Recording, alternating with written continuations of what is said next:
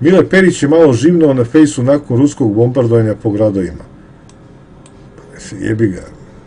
Nikakvo čudo nije.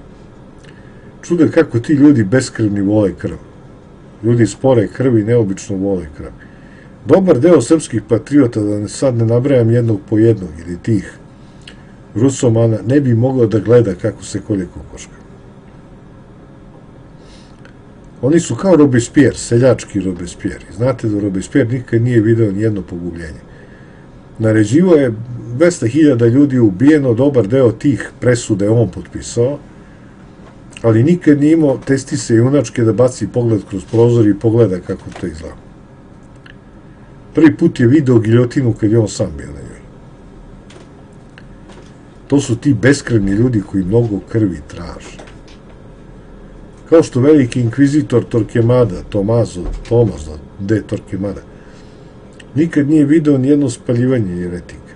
Nikad nije video nijedno mučenje. On ih je samo naređivao. Ovi naši su takvi. Tuđim rukama, pa pogledajte vlast, pogledajte sve. Oni tuđim rukama, ako mogu završiti neki posao. Što kaže naš narod, lako je tuđim penisom gloginje mlatiti. Oni vole tuđim penisom, ne svojim.